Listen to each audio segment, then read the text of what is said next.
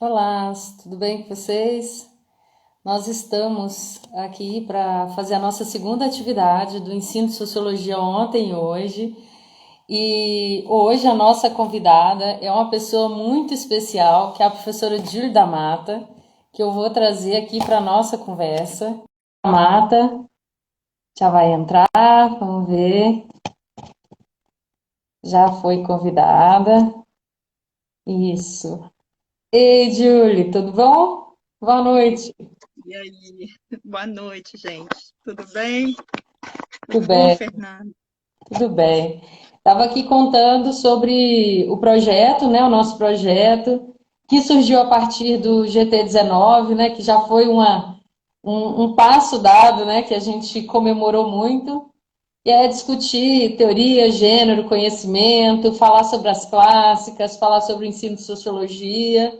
E aí agora, na SBS de 2021, que acabou de encerrar praticamente, né, nós Uhum. realizamos as nossas primeiras sessões, né, do GT19 e decidimos dar continuidade às atividades do GT, propondo outros projetos, né? Eu acho que tem que vir no plural também, assim como a gente pensa a pluralidade de Sim, ideias, de visões, de opiniões, porque a gente gosta muito de ter muitas atividades, de ter diálogo e de ter conversas e debates amistosos, né?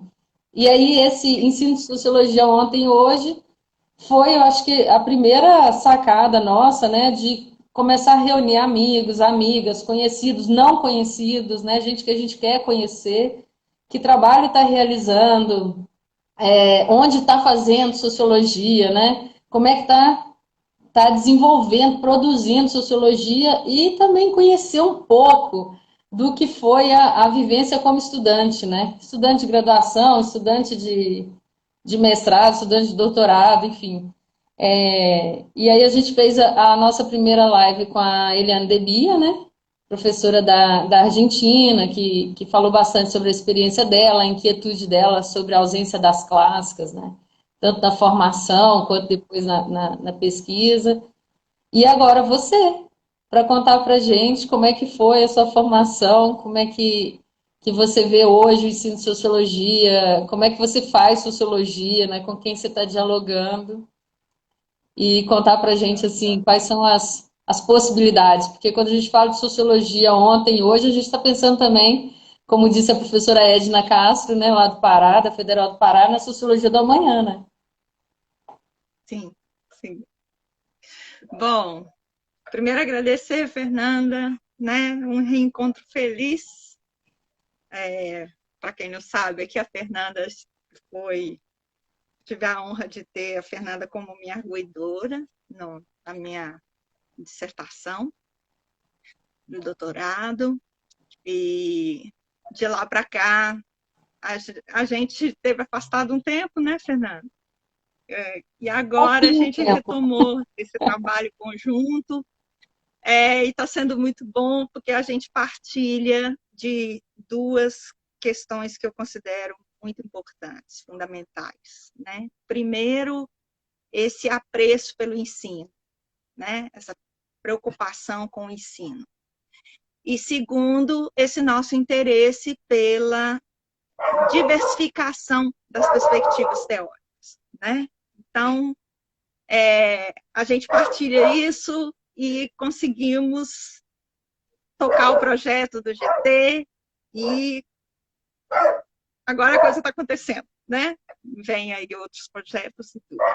Bom, para o ensino de sociologia ontem e hoje, a gente tinha pensado essa apresentação de uma forma que a gente pudesse inspirar e, ao mesmo tempo, diversificar, né, a visão de cada um de nós sobre a formação em sociologia, sobre o ensino de sociologia, sobre a nossa concepção do que é sociologia, do que significa fazer sociologia, estudar sociologia.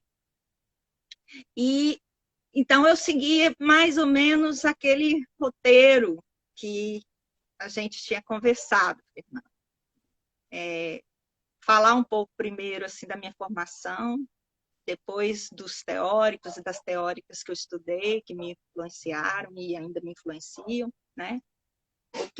Como foi meu processo de aprendizagem, de aproximação da sociologia, e, por fim, a prática e a experiência de ensino. Bom, sobre a minha formação, eu gosto de dizer que eu sempre fui uma forasteira. Eu sou uma espécie de mística. Quando vai falar assim da minha formação, eu pareço um verdadeiro Frankenstein.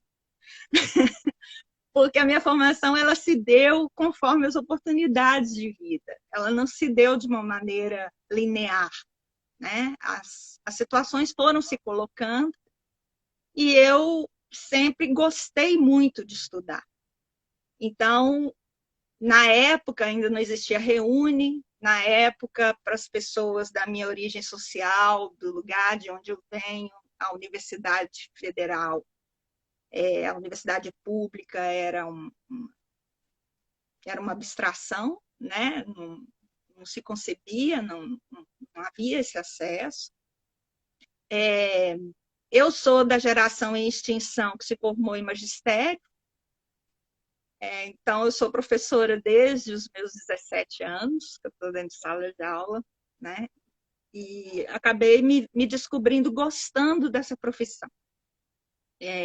Eu me formei em letras, depois eu fiz direito, mas sempre dessa maneira, né? Uma fundação na minha cidade. Estudei porque eu não queria ficar sem estudar. Fiz letras porque, para combinar com o magistério, eu trabalhava com alfabetização. Aí depois fui fazer direito para não ficar parada, para ficar sem estudar. E aí conheci meu marido, que à época me pareceu uma pessoa muito exótica, porque ele estudava alemão. E eu ficava assim, gente, quem tem tempo e condição de estudar alemão, né? Para que isso? Que coisa, né? E ele foi fazer o doutorado na Alemanha. E então entra a contingência, né? Um dos autores alemães que eu aprendi a apreciar, que é uma das escolas de estudo, uma das escolas de pensamento alemãs que eu gosto muito, que é a antropologia filosófica, que fica aí nesse meio, né, entre antropologia e sociologia. Odo Marquardt, ele diz que nós somos frutos muito mais das circunstâncias que das nossas escolhas, né? E essa foi uma contingência que se deu na minha vida. Eu me vi na Alemanha e acabei indo estudar, depois de um tempo de aprendizado de alemão, eu entrei para a Universidade de Colônia. E a Universidade de Colônia não é uma universidade qualquer quando se trata de sociologia. Em Colônia foi a primeira. Em Colônia foi fundado o primeiro instituto, né, o Instituto de Sociologia e Psicologia Social, o ISS, que foi fundado em 1918, um primeiro instituto de pesquisa dedicado exclusivamente às ciências sociais em solo alemão. Esse instituto foi dirigido, no primeiro momento, pelo Leopold von Wieser. Então, eu já entrei para uma universidade conhecendo, tendo acesso a uma história da sociologia muito rica, né? A Kölner Schule, que é a escola de Colônia, ela ombreia com a escola de Frankfurt e a escola de Leipzig. E a gente não tem muito conhecimento. O que eu sabia de sociologia, eu tinha aprendido quando eu fiz direito, nessa fundação, né? Na minha cidade. Então, esse nome, Escola de Frankfurt, né? Habermas, estava ali na minha cabeça por causa do direito. Mas eu não sabia dessa diversidade. Então, eu fui ter contato com essa diversidade, né? A Escola de Colônia, ela se notabilizou pela pesquisa empírica. Até hoje, eles são reconhecidos pelo estudo de análise de rede, sobretudo. E tem a revista de Colônia, que é a revista de Colônia para Sociologia e Psicologia Social, que é a mais importante revista de ciências sociais da Alemanha ainda hoje, né? Uma diversidade notável, um trabalho assim, muito, muito rico, muito plural, né? Te coloca em contato assim, com uma diversidade enorme de perspectivas, não só dentro da Alemanha, mas também eles são muito atentos com o que acontece no mundo, né? E eu me matriculei numa disciplina na Faculdade de Direito, também em Colônia, e na Faculdade de Direito eu fui conhecer a antropologia filosófica e compreender o que Max Weber estava fazendo ali, unindo as pontas, né? Então, Max Weber entrou no meu radar de novo, como a gente gosta de dizer, em sociologia você trabalha com os três porquinhos e alguma feminista inglesa, né? Então, Max Weber foi o meu porquinho, né? E meu marido tem um interesse muito grande por Max Weber, estuda Max Weber, ele é historiador e Você weberólogo, fica falando, meu digamos marido, assim. fala quem é seu marido, poxa, o pessoal É o saber. Sérgio da Mata, né? E o Sérgio da Mata, ele é especialista em Weber e está aí nessa discussão sobre a condição de Weber como historiador, como sociólogo, né? Tem um trabalho muito perto com o pessoal da Max Weber Gesamtausgabe. E por causa dessa aproximação também do meu marido com o Weber e esse estudo em Colônia, eu acabei me aproximando da Marianne Weber. E a Marianne Weber se tornou o meu objeto de estudo para o doutorado. Quando eu vim para o Brasil, eu ainda estava muito fascinada com antropologia, com o culturalismo, sobretudo. E aí depois, como dizia um estimado professor na UFMG, em determinado momento eu virei a casaca, né? E aí fui para a sociologia para estudar a Marianne Weber, que é a esposa do Max Weber, que é responsável pela construção do mito de Heidelberg, que é o Weber, né? Ela organizou os trabalhos do Weber. E, para nossa surpresa, né? Ela tem o que eu defendo, né? Defendi na minha tese, tenho defendido, ela nos oferece uma sociologia do direito. Uma sociologia do direito especificamente direcionada ao casamento, né? Casamento civil, casamento como instituto jurídico, né? Instituto legal. E eu fui, através da Marianne Weber, eu consegui unir as pontas, mais ou menos, né? Recuperei, me reaproximei do direito, que era uma dimensão da minha vida que eu tinha perdido, tinha me afastado, e me reconectei com a sociologia, que sempre foi um objeto de muita curiosidade. Eu sempre vi a sociologia como uma forma de perspectivar temas antigos. Eu acho que isso tem tudo a ver com a minha formação em Colônia, porque a forma como se é estruturado o ensino de sociologia, né, de ciências sociais em geral na universidade, em Colônia, ela obedece a alguns passos e algumas atividades que eu acho que fazem toda a diferença.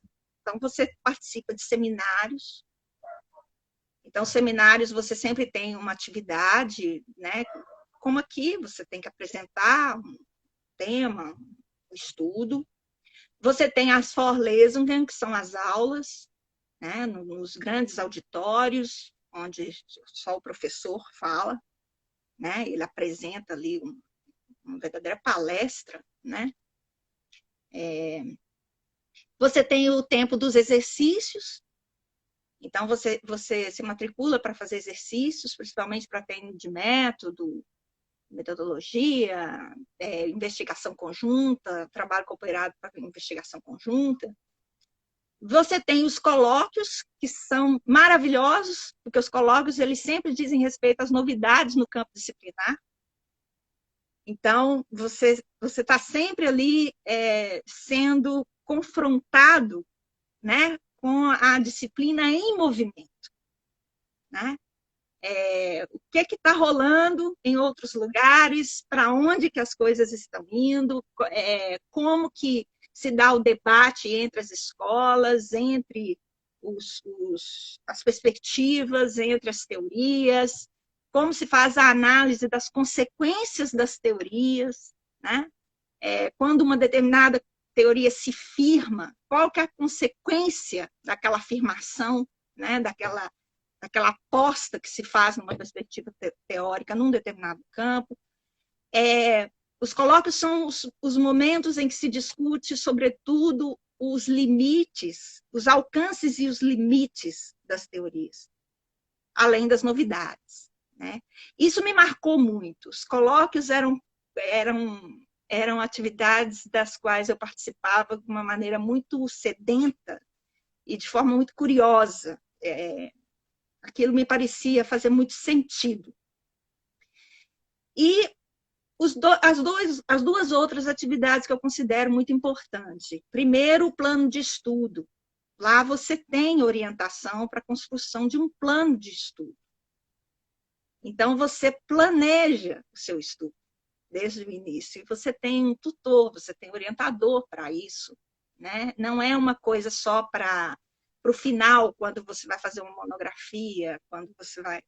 Né? Você tem um plano de estudo, você pensa o seu estudo.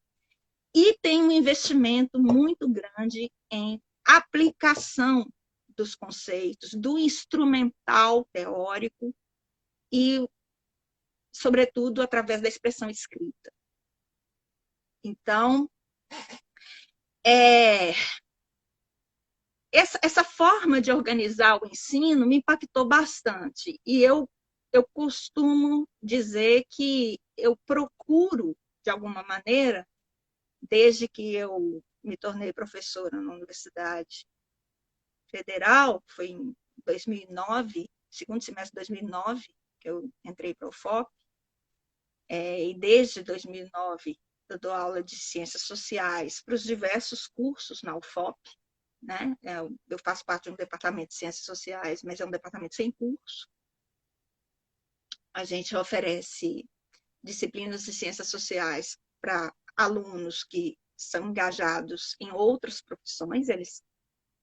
Então, não é para formar cientista social, é para trabalhar com o que eu chamo de sensibilização antropológica, sociológica e política e metodológica, né? Para esses alunos. E nesse trabalho eu procuro replicar, à medida do possível, a minha experiência na Alemanha, sobretudo.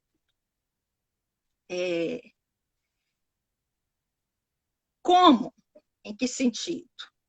Primeiro, eu organizo as por conceitos, não por autores. A gente andou conversando sobre isso, né, Fernanda?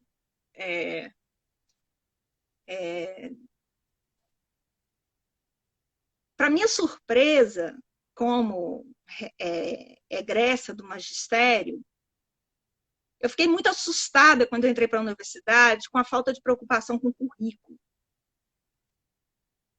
Estudo curricular. Né? E me parece que fica tudo muito assim, ao sabor das habilidades do professor, ao sabor dos interesses do professor, né? Da perspectiva do professor. E a forma que eu tive de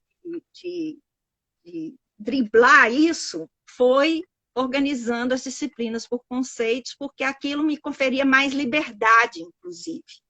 Porque como eu dou aula sempre nos cursos introdutórios, eu comecei a ficar meio apavorada com o fato de que eu ia ficar cozinhando a mesma comida todo dia, né?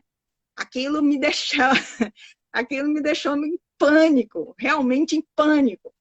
Então, eu pensei assim, bom, como que eu vou escapar disso? Eu vou organizar por conceitos, porque os conceitos estão lá. E eu posso sempre usar os autores diferentes que tratam do conceito, cotejar visões sobre um determinado conceito. Eu não fico presa nos Três Porquinhos e na feminista inglesa. Né? Eu posso brincar e, ao mesmo tempo, estudar, né? E aprender.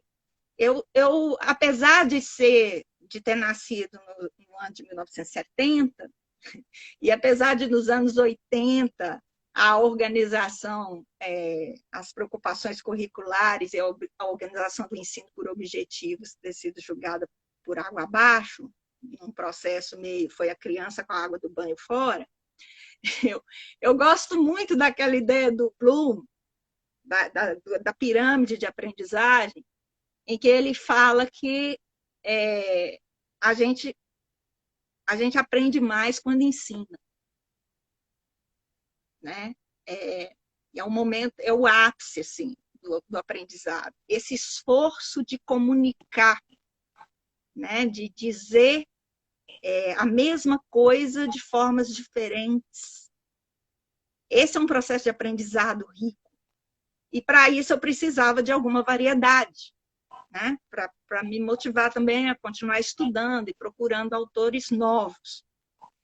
Então, eu prezo muito pela pluralização, né? Trabalhar com autores diferentes, buscar integrar nas disciplinas. Eu brinco com meus alunos, falei assim, é como se estivesse jogando Yu-Gi-Oh!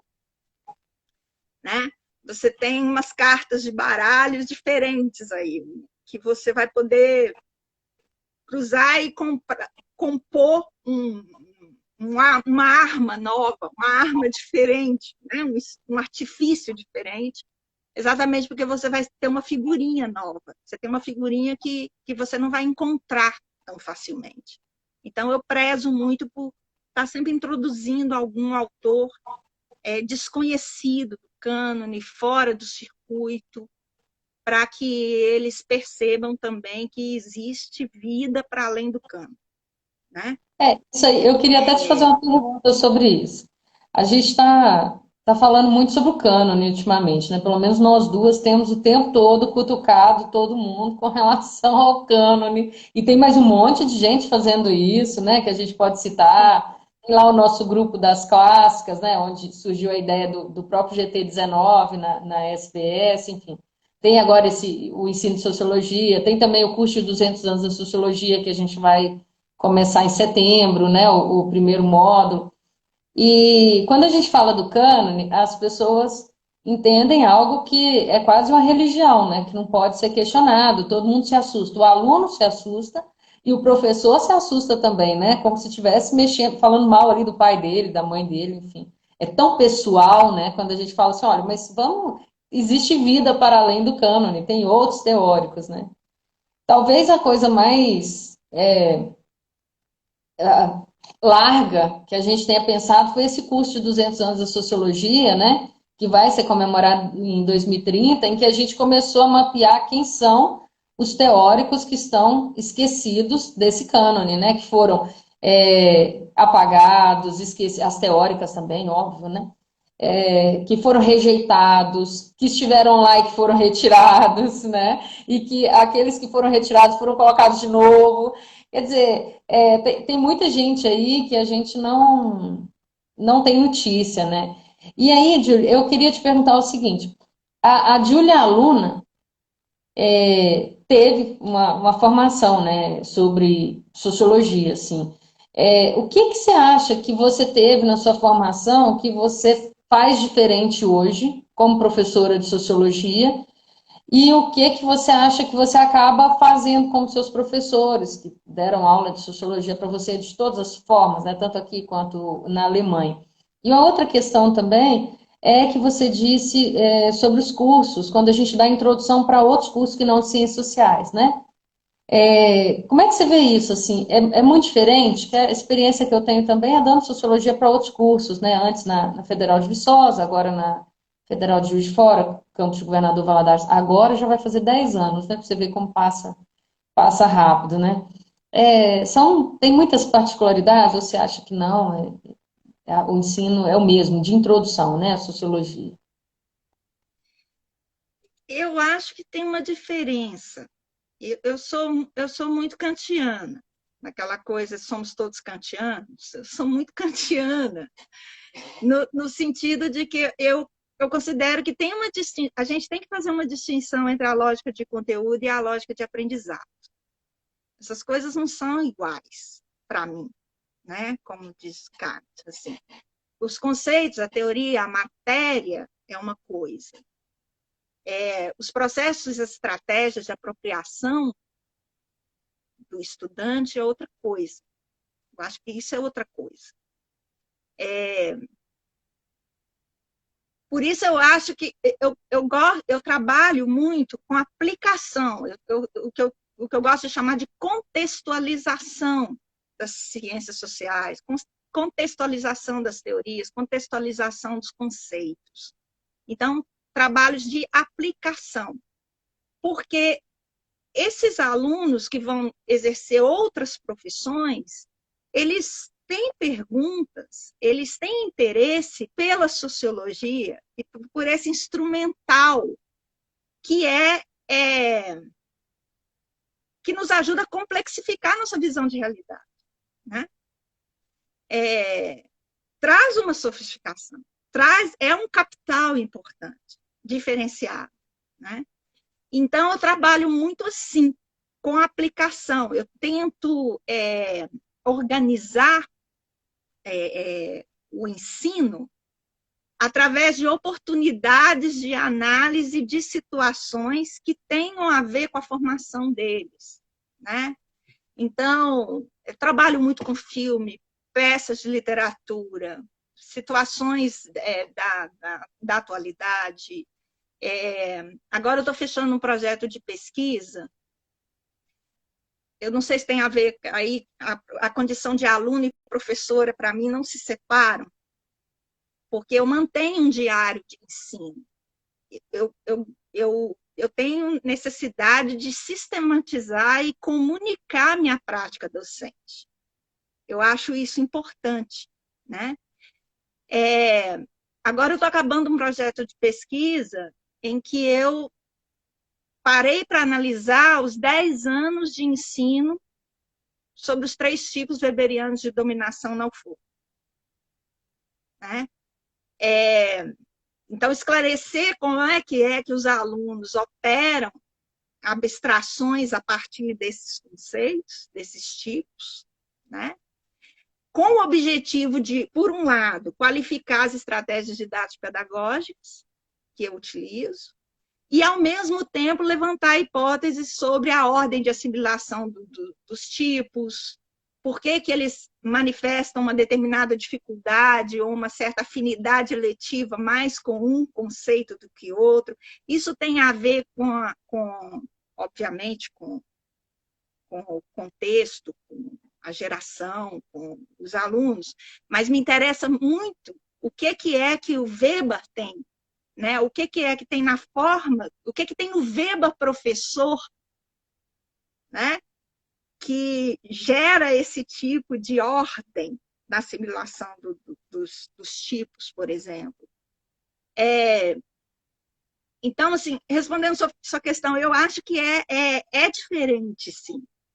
Mas é diferente não só porque eu não estou trabalhando para formar cientistas sociais, né? É diferente porque tem essa distinção para mim entre lógica do conteúdo e lógica do aprendizado. E eu tive isso reforçado também na UFMG. O doutorado na UFMG, a maneira como o doutorado é organizado lá, ele O doutorado Ele em fomenta sociologia, esse tipo né? de distinção também, sabe?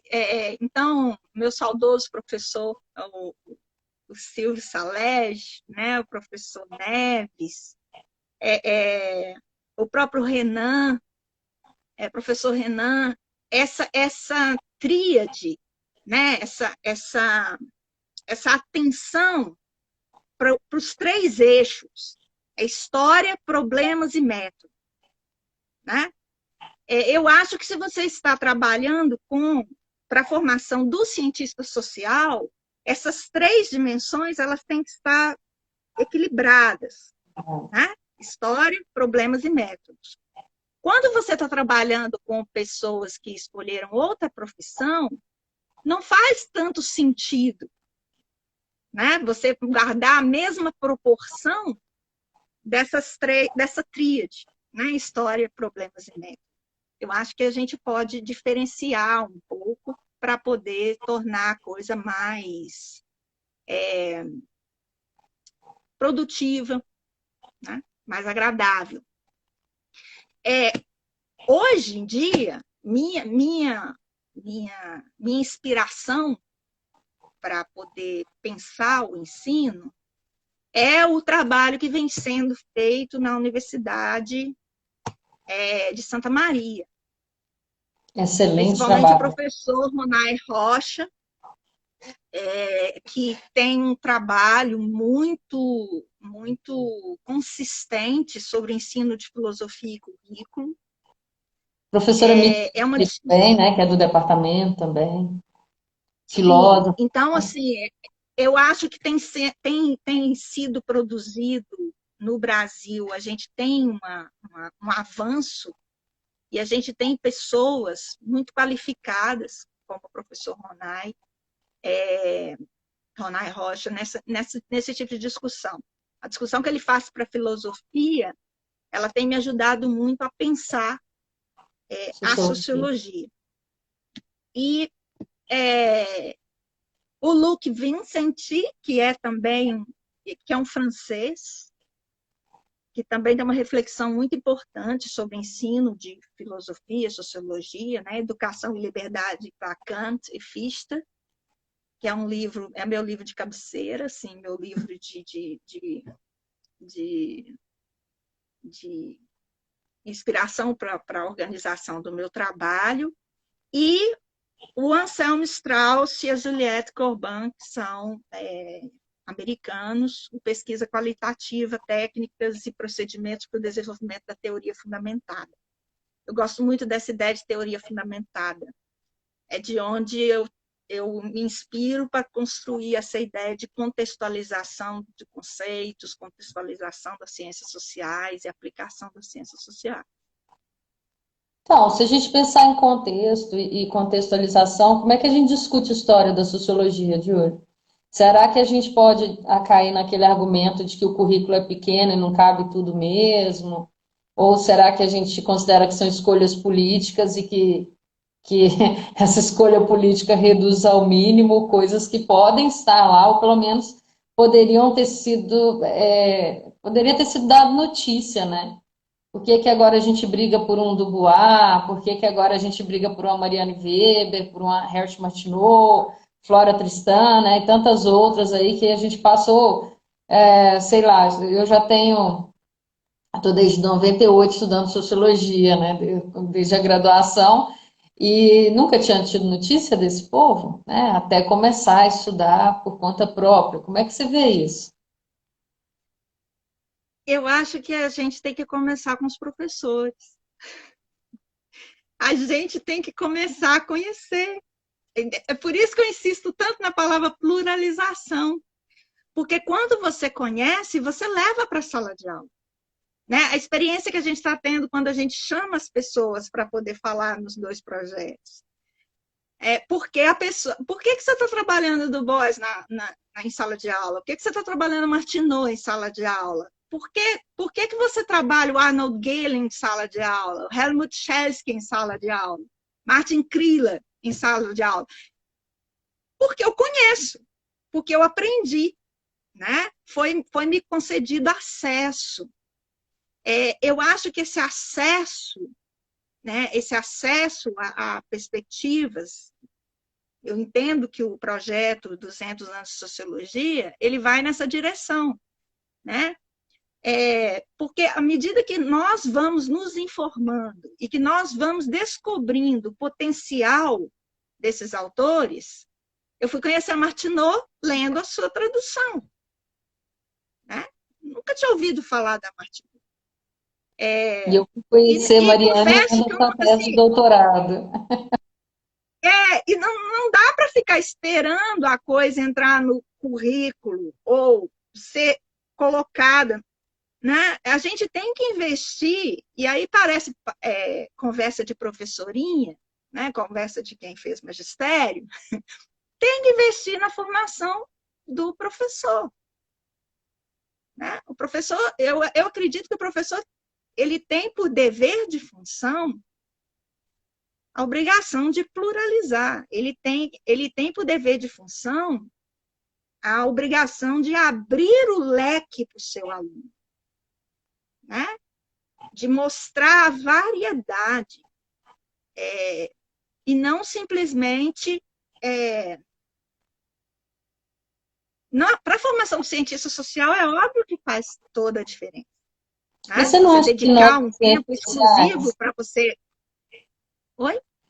você não acha que nós, das ciências sociais, somos pouco sociológicos? A gente fala muito sobre pluralidade para os outros, né? Tem que reconhecer o outro, tem que reconhecer a pluralidade, tem que ficar atento. Mas quando a gente está dentro da academia, a gente é tão dogmático, a gente fala tão mal do direito por conta disso, né? Os dogmas do direito, enfim, nós duas somos também advogadas, então, e ao mesmo tempo, aliás, já é a segunda, né? A primeira também, socióloga e advogada agora.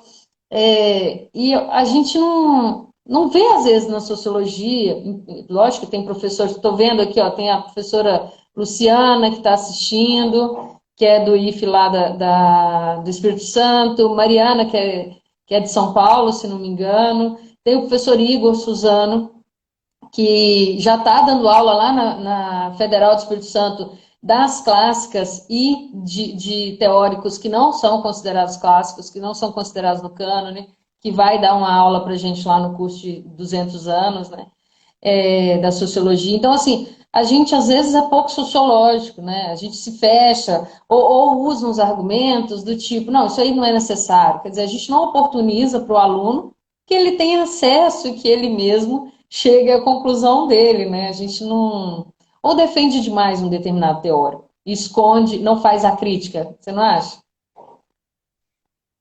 É, eu acho que, assim, o ser humano é um ser, de novo, não é? Né? Outro representante da antropologia filosófica, o Hermann Lueber, ele define o ser humano como um ser que promete e perdoa. Né? Eu acho que, porque para a gente é difícil. Por exemplo, o ritmo, o tempo impresso na academia, o tempo para o trabalho acadêmico, o tempo para o estudo, ele tem sido abstraído de uma maneira muito voraz e muito cruel. Isso tudo incentiva que as pessoas fiquem dentro das suas caixinhas, nas suas zonas de conforto, porque é uma reação antropológica, né? Você tem que poupar tempo, você tem... Então, o tempo que gasta você conhecer um novo autor e você defender que você vai usar, você vai apresentar aquele autor na sua disciplina, porque ele realmente traz algo que é útil, que é importante, que deve ser considerado, que deve ser perspectivado, né? Isso demanda tempo. Então, muitas vezes, a gente também não tem tempo. A gente fica naquele batido ali, né, com os mesmos autores. Os currículos são muito engessados, as ementas das disciplinas são muito engessadas. Então, elas te colocam naquele também num arroz com feijão ali, né, que é difícil você romper com aquilo. E tem esse apreço que a gente tem por determinados autores mesmo. Né? A gente desenvolve determinados autores convencem mais a gente do que outros. Um professor meu em Colônia, professor Talos, ele falava uma coisa ótima. Ele falou assim, toda vez que você lê um livro de sociologia, de ciência social, você fica fazendo muito assim, ó, né? Desconfia, para com o livro um pouco, né? E tenta dar uma olhada em alguma outra coisa fora, né? Na minha formação, tanto em antropologia quanto em sociologia na UFMG, eu tive essa chance também. Eu não tive professores dogmáticos. Eu fui conhecendo.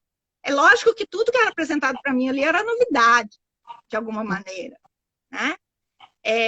Mas a diversidade ela é incentivada.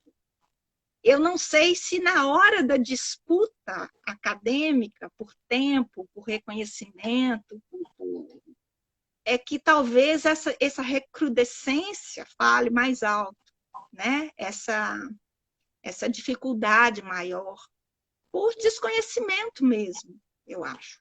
Muitas vezes por desconhecimento mesmo. Eu não acho que é uma questão de má fé, assim, né? E tem a parte da nossa cultura. Se a gente quiser explicar de uma maneira culturalista também, para ser, né, mais sociológico, uma das coisas que eu acho que assusta qualquer pessoa que tenha tido a oportunidade de viver um tempo fora do Brasil e voltar é o quanto o Brasil é ilha, né, culturalmente. Por exemplo, em termos de notícia. As notícias, você tem uma dificuldade muito grande de saber, através dos veículos de comunicação, sobre o que está acontecendo no mundo. É tudo muito voltado para si, para dentro, né? Para os grupos. Mas em Então, eu teoria, acho que é só lê os nossos, né? A gente só lê os de fora, a Oi? gente é muito colonizado. Em teoria, a gente só lê os de fora, é o contrário, né? Sim, lê os de fora, mas ao mesmo tempo de uma maneira muito fossilizada. A gente tem muito pouco conhecimento da dinâmica. O que está acontecendo nas nossas disciplinas, na nossa área de conhecimento, em termos de processo. Por exemplo, na Alemanha, não se lê. Você está falando da nova teoria crítica. Você tem lá um trabalho de um sociólogo do calibre de um Hans Jonas e de um Hans Joas, eles têm um nome parecido. Pessoas de escolas diferentes que trabalham juntos, estão tocando projetos juntos, e não tem aquela coisa que eu sou habermasiano, eu sou frankfurtiano, eu sou, né? Essa coisa do eu, do ser, essa essencialização, né? Eu sou, não, eu não sou, né? Uma linha teórica, eu estudo uma linha teórica, né? Eu estou interessado numa linhagem, estou interessado enquanto, muito weberianamente falando, né? Foi feito para envelhecer, né? Essas teorias elas têm que ser ultrapassadas e elas são. Esse processo está acontecendo em outros lugares e geralmente aqui fica muito fossilizado, né? Eu não sei se é uma síndrome de periferia, né? Na periferia fica fossilizado. Se você vai estudar linguística, por exemplo, né? Uma língua na periferia ela fica mais fossilizada. Então, o alemão que é falado nas colônias aqui no Brasil é um alemão do século XIX. Né? Um alemão que a língua na Alemanha mesmo, ela tem uma vida, ela mudou bastante. Né? Ela não é aquele alemão que ficou fossilizado aqui. Eu tenho essa impressão de que o nosso consumo é colonizado, sim, mas é fossilizado demais. Né? A gente não está atento para o processo. Não tem que estar atento para o processo. E aí vem aquela dimensão, Fernanda, que eu acho muito importante. Você perguntou, né? Eu acho que nós temos que investir em história da sociologia. Nós temos que investir mais em história da sociologia. Né? A gente investe pouco em história da sociologia. Ou Investir em faz só história da um tipo sociologia de seria uma história, forma de né, da conhecer. sociologia. Ou às vezes só repete o que já está ali dado, né? O que Sim, alguns sim, teóricos também clássicos, como Aron, que é um, né, um clássico contemporâneo, exatamente. definiu que seja a Fazer história da história nesse sociologia. sentido, no sentido assim, estudar as constelações intelectuais dos autores, relacionar a perspectiva dele com o momento histórico dele, mas também a história da recepção, né? Uhum. A gente investe muito pouco em história da recepção, então compreender um pouco de história de recepção também é importante. E eu acho que a gente tem que investir em projetos assim que facilitem o acesso a esse tipo de conhecimento de uma maneira mais ligeira, Sim, entende? Mas um porque eu conhecimento que a acho que gente passa pelo considera como professor. inexistente, né? A gente É, considera como inexistente, e ele está dado, né? É sociologia das ausências pura, ele está ali, está disponível, e a gente não acessa ele porque nem sabe que existe. exatamente. Eu acho que é por aí. E, Júlio, olha só, quando a gente começou a pensar esse curso de 200 anos da sociologia, né? A gente viu tanto nome que a gente não conhecia, assim, e a minha surpresa foi quando você apresentou a lista dos alemães e das alemãs. Eu quase desmaiei, eu falei, meu pai do céu, como assim, né? Que galera é essa que eu nunca vi na vida? E as- algumas pessoas tratam isso como uma fragilidade e se sentem ofendidas. Eu sou muito curiosa, então quando você me apresentou a lista, eu falei, quero ver, né? Agora eu vou sentar lá no curso de 200 anos de sociologia e quero ver esse povo, eu quero saber, eu quero falar, né? Eu quero estudar, quero ter oportunidade de ler. Tudo bem que o nosso tempo, de fato, é muito curto e às vezes a gente tem que preparar a mesma aula várias vezes, mas se a gente, depois do doutorado, e aí, bom, eu já tenho que 13 anos depois do doutorado, né? Se a gente não faz, não participa dos congressos, se não escuta, né, o que o colega está produzindo, se a gente não faz essa troca em rede, né, de forma bastante horizontalizada, a gente também se fossiliza, né? Não é só aquilo que a gente dá que fica ali fossilizado. E eu queria que você contasse para a gente, assim, afinal, no Brasil, que teóricos e teóricas alemãs a gente estuda e quem que a gente deveria estudar, que às vezes você usa aí na Federal de Ouro Preto e que a gente não tem notícia aqui na UFJF, em outras faculdades. E queria registrar também a presença de vários alunos que passaram aqui durante a gravação, inclusive a Ana Luísa, que comentou sobre as aulas de sociologia, falou aí, citou o Weber, foi minha aluna do direito aqui no campus de Governador Valadares. Mas e aí? Quem são esses teóricos que a gente não estuda e os que você recomenda que a gente estude, que vai estar lá no curso de 200 anos de sociologia? Eu costumo selecionar pelo que eu sei que os alunos vão ver em algum momento. Então, você olha, isso eles vão ver em algum momento. Eles vão ver Durkheim em algum momento, eles vão ouvir falar do Giddens em algum momento, eles vão falar.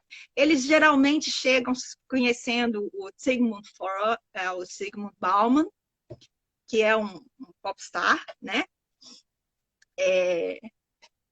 Então, eu falo assim, bom, eles vão ter chance de encontrar isso. Então, o que é que eu posso. Onde é que eu posso. Que tipo de figurinha nova eu posso apresentar? Então, o primeiro critério é esse. Aí eu vou para o nosso contexto. Né? Nosso contexto ele é muito dedicado à perspectiva marxista, à perspectiva frankfurtiana, à perspectiva é, é, identitária, os estudos decoloniais. Então, eu vou bom, então isso também eles vão ver, né? Porque eu costumo sempre dar uma olhada nos programas e conversar com os professores, essa é outra coisa de professorinha, né? que não tem conselho de classe, mas eu dou uma olhada. Mas, olha, vai ver isso em tal disciplina, tal professor seu vai trabalhar tal autor, por exemplo, aqui no direito. Você trabalha, tem um professor que trabalha de uma maneira muito interessante a perspectiva do Axel Honneth, pessoal da Nova Escola Crítica. Então, eu viro e falo assim, olha, vocês vão ver isso lá na frente. Então, vamos investir aqui em algo diferente que vai ajudar vocês lá na frente. Quando vocês chegarem lá, vocês vão ver a diferença. E aí eu seleciono, aí a minha seleção parte de temas que eu considero relevantes para o presente. Então, autores como Arnold Gehlen, que é considerado um dos pais fundadores da sociologia alemã, que a gente desconhece, né? É um desses autores que, como Gabriel Tarde, em relação a Durkheim, por exemplo, perdeu espaço, não teve voz, por causa da afirmação de uma determinada perspectiva ali, né? Ele é um institucionalista. Nós tivemos a sorte de termos 2 livros deles traduzidos no Brasil no final dos anos 70, não sei por quê, no Brasil não, em Portugal. Então, aí tem essa questão do acesso, né?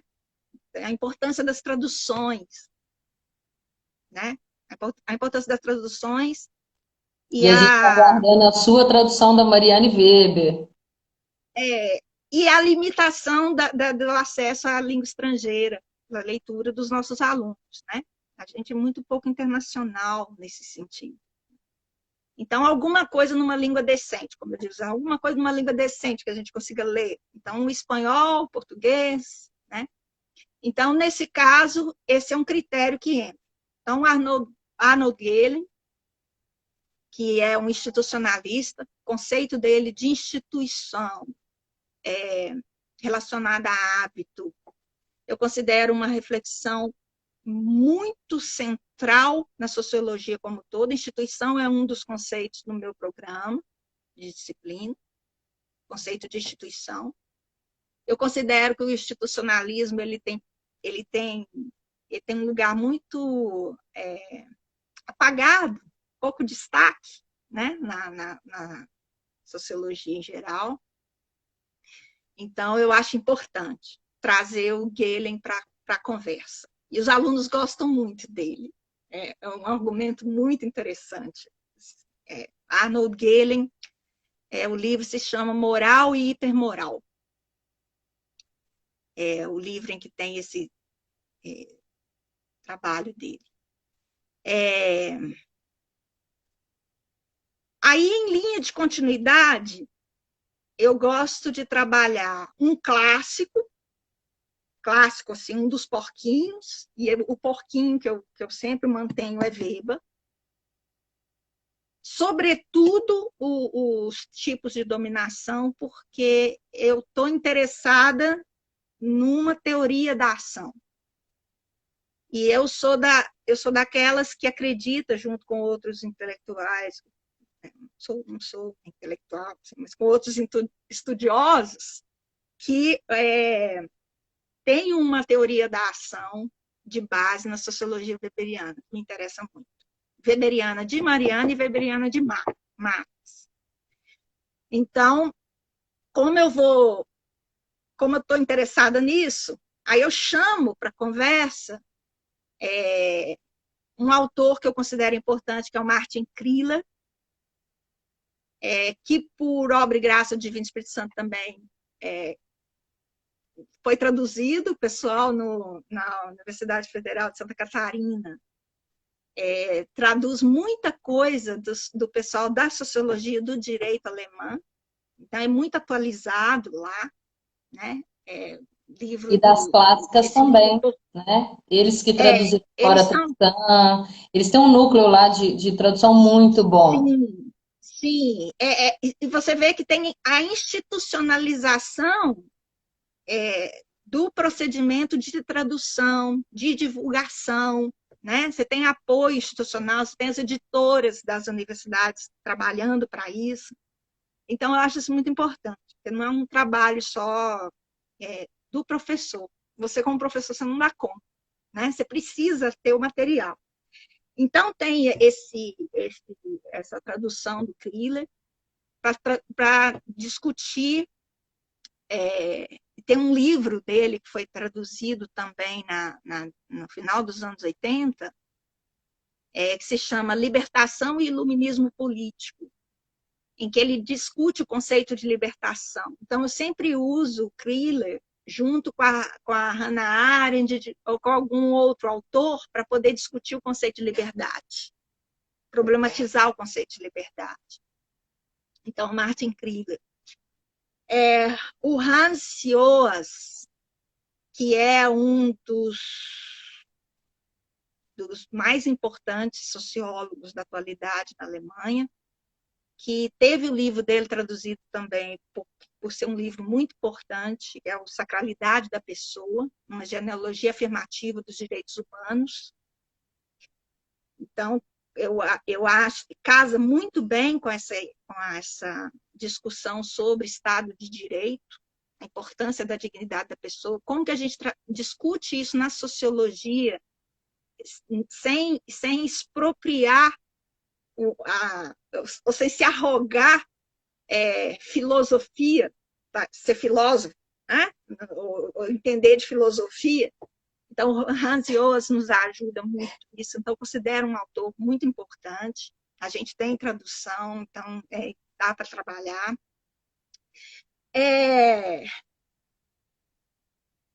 O Hans Jonas, que é o livro dele, O Princípio Responsabilidade, que foi traduzido aqui no Brasil muito imediatamente, porque esse livro, O Princípio Responsabilidade, ele está na base, é a sociologia que está na base do que foi a concepção da Rio 92.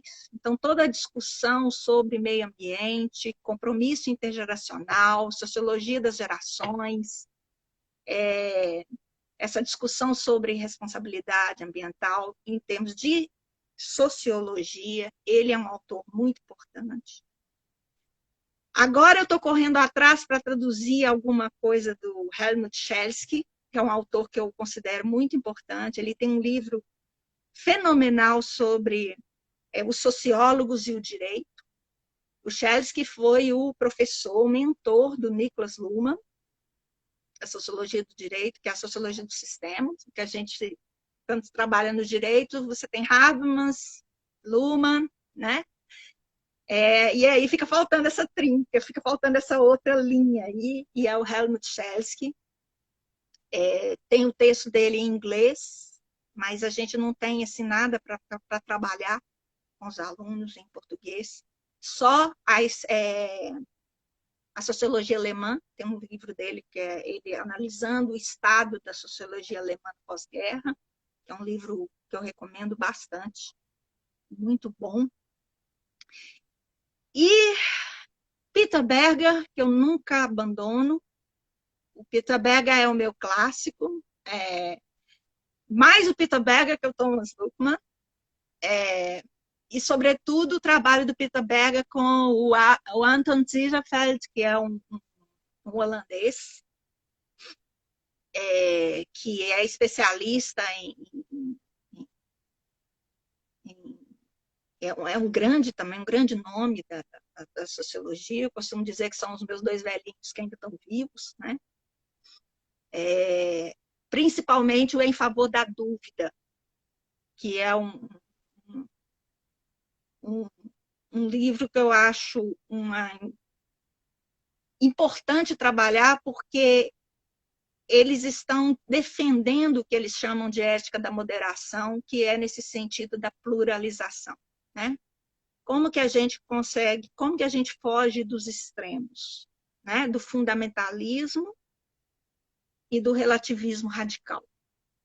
Eu acho isso muito importante para os alunos compreenderem, independentemente da profissão que eles escolhem, porque é uma reflexão que vai fomentar a habilidade de comunicação não agressiva, né? Como que você vai, como que você pode entrar numa discussão sobre coisas importantes, tendo como substrato uma informação de sociologia, né? Conceitos de sociologia que vão te ajudar. Por alto é isso, assim, são esses. A Mariane Weber, eu tenho trabalhado à medida que eu vou traduzindo alguma coisa, que eu tenho trabalho com ela também, gosto. A Nancy Fraser, distinção entre luta por redistribuição, luta por reconhecimento, combinado com o argumento do Mark Lilla sobre liberalismo político e liberalismo identitário. Então, assim, um pouquinho de cada. E desses, quais vão estar no curso? Inclusive a Luísa Bertoldo, né? Ela perguntou se está acessível o curso. Luísa, esse curso já foi lançado, ele está disponível já as inscrições. Só que nós vamos ter limitação dos que forem fazer o curso de extensão, né? Porque a plataforma, que é o RPN, ela limita, me parece, em 100 ou 120 pessoas. Então, vai ser por ordem de inscrição. Ele está disponível no even3.com.br/CSO, de Ciências Sociais, né, 200, porque é exatamente a comemoração de 200 anos. E é um curso gratuito, tá, Ana? Ana, não, desculpa, Luísa Bertoldo e os demais. É um curso que nós estamos trazendo vários professores de todo lugar do país, está muito bacana. Vamos ter 2 módulos sobre cada teórico clássico e teórica clássica. Então, no módulo 1, que é esse que vai começar agora, dia 3 de setembro, nós vamos ter 2 professores falando sobre Comte, 2 sobre Hersch Martineau e 2 sobre Tocqueville. Então, assim, um pessoal bem legal. E depois, no módulo 2, nós vamos falar da institucionalização da ciência. No módulo 3 e 4, nós vamos falar da institucionalização da disciplina. E vamos até o século XX, né, Julie? E aí, Julie, quais desses você vai garantir? Aí, no século XX, eu acho que eu vou colaborar mais, assim. Nesse primeiro momento, Leopold von Wieser, que eu acho importante.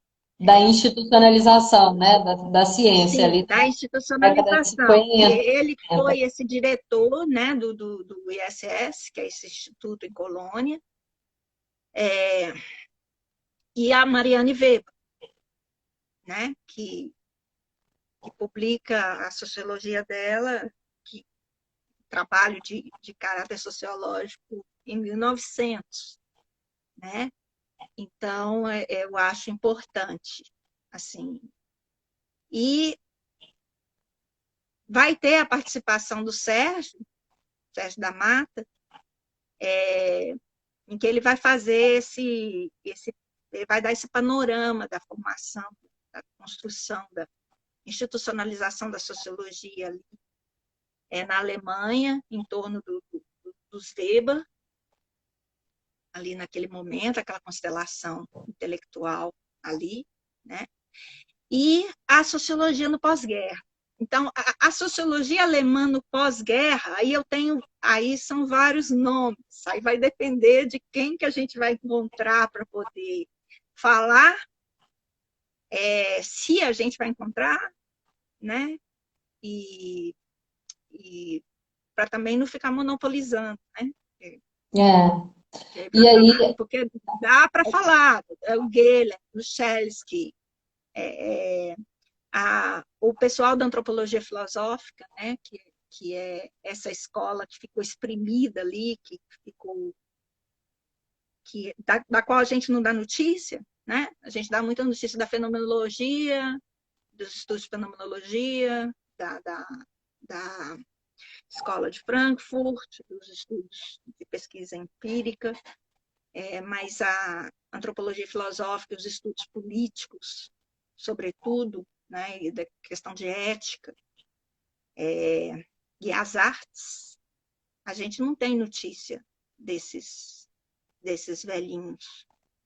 E a gente chegou a 40 nomes só da fundação e da institucionalização da ciência da disciplina. A maioria desses 40 nomes, isso, 40 não, quase 60, porque se a gente for pegar os módulos, de 40 a 60. A maioria que a gente não tem notícia nenhuma, então a gente não vai conseguir chegar nos contemporâneos, né? Infelizmente, mas quem sabe esse aí vai ser o primeiro passo para a gente fazer outros em comemoração aos 200 anos, né? A Fabiola Lemos, que eu acho que é da Federal do Rio Grande do Norte, está perguntando o endereço para inscrição. Fabiola, EVEN 3, o número 3.com.br, é uma plataforma de inscrição para eventos, uma plataforma gratuita. Então, www.even3, numeral, né, .com.br CSO 200, que é o local para se inscrever. Também a gente vai divulgar no Instagram, eu divulguei ontem, a professora Júlia também está divulgando, né, o card, né, de inscrição. Para esse módulo 1, a gente já está com a inscrição aberta e começa no dia 3 de setembro com a palestra sobre o Conte. Agora, a gente também vai disponibilizar depois no YouTube, assim como essa conversa nossa e a conversa com Eliane Debia, né, há 15 dias atrás, ficarão lá no YouTube também. E aí, Júlia, a gente já tem 1h10, você acredita que a gente está conversando aqui? Passa E a rápido. gente pode colocar também, eu acho que assim, porque como tem aqui professores de ensino médio, alunos, né, que a ideia, como a gente falou, manter a horizontalidade, eu posso anotar os nomes de autores com bibliografia, esses autores diferentes, né? E você pode publicar lá no seu blog. Pode sim, pode sim. Como a gente fez com a aí Mariana, as pessoas né? têm acesso, né? Porque os autores diferentes e a bibliografia que a gente tem disponível, o material que os professores podem usar para poder, se eles quiserem introduzir algum autor diferente, novo, né? E aí você pode estudar e verificar você mesmo se aquilo cabe no seu conceito de disciplina, né? Eu costumo montar minhas disciplinas com um eixo, assim, eu vou amarrando um conceito no outro e um texto no outro. E à medida que eu vou apresentando os autores, eu vou falando da história, né? Como que aqueles autores vão entrando ou não entrando, por que eles não constam, né? Da história da disciplina. Mas, assim, de uma maneira bem leve, porque realmente a história da disciplina não interessa para quem está fazendo turismo, para quem está fazendo jornalismo, para quem está fazendo nutrição, né? Mas Do interessa mesmo para jeito que interessa o sociais, né? E a conceito, gente tem que... a relação de. Ou a relação, a discussão que o Galen faz da relação entre instituição e hábito interessa demais a quem está fazendo nutrição, né? Então, eu posso anotar e aí disponibiliza lá, porque aí Ótimo. esses livros a gente acha na estante virtual, a gente acha, depois também deixa o meu e-mail, quem quiser eu posso mandar o que eu tenho. Tem até uma postagem, gente, que foi um material deixado pela professora Júlia da Mata quando a gente fez o encontro na quarentena. E aí ela fez a participação, só que a gente não gravou na época, era também a atividade do blog. E aí ficou lá disponível no blog a recomendação dela de leitura sobre Marianne Weber, que é muito interessante. Julie, então a gente tem que encerrar, porque já deu 1h10, mas foi muito boa essa conversa. Vamos falar também sobre os próximos, né? Renan, você citou o Renan Springer de Freitas aí, da UFMG, ele é nosso terceiro convidado. Vai ser, deixa eu confirmar a data aqui, vai ser no dia 16/8, nosso próximo encontro, sempre aqui no Instagram. Depois a professora Rosana, da UFJF, vai falar sobre a experiência dela com a disciplina que ela criou, Filósofas Clássicas e Contemporâneas, para poder trazer luz para a gente também sobre a experiência com sociologia. Professor Raul Francisco Magalhães, no dia 6/9. Gilmar Santana, da Federal do Rio Grande do Norte, no dia 13/9. Fábio Fraga, da Federal de Diamantina, no dia 20/9. E o Jacob Lima, nosso presidente da Sociedade Brasileira de Sociologia, confirmou no dia 27/9. Esses são apenas os primeiros, né? que já estão agendados e a gente vai continuar aí convidando os colegas, tem uma lista grande de gente já interessada em participar, né? Vai Obrigada, ser uma Ju. ótima oportunidade de aprendizado, eu acho, Sim, né? uma ótima oportunidade para a gente trocar ideias e saber que é muito importante a questão do ensino e a gente às vezes desconsidera ela, ou fica apenas em guetos, né, como se fosse uma coisa isolada. Todos nós fazemos pesquisa, damos aula, né, é uma coisa inerente à universidade brasileira, ela se baseia em três pilares: extensão, pesquisa e ensino. Então, não tem como a gente negligenciar.